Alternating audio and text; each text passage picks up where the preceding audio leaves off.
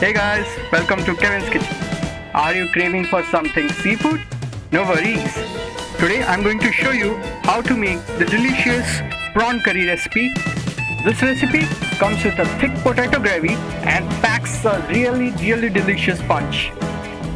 We'll begin by adding some salt to our clean prawns and then some turmeric powder, and we'll mix it well.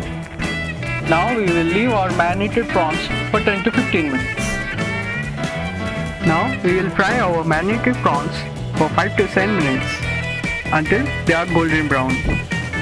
Unlike other seafoods, I really love prawn curry because these are quite easy to make and can be cooked in just 15 to 20 minutes. This is my mom's prawn curry recipe. Some people call it Masala Prawn Curry as well because of its thick potato gravy. Coming back to the recipe, as we can see, our prawns are turning golden brown. Now we'll allow them to cool and transfer to another container. Now we will fry some potatoes for 2 minutes. I am taking some long sliced potatoes to avoid any lumps in the gravy. Now we'll take some oil and add some cumin seeds and sugar along with our chopped onions and one chopped green chili.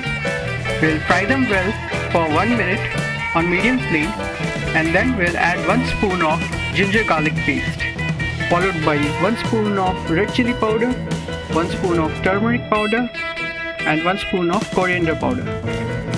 We'll fry it for 1 minute, and then we'll add our chopped tomatoes and we'll cook it for 2 minutes with the lid closed to soften the tomatoes. And now we'll add our fried potatoes,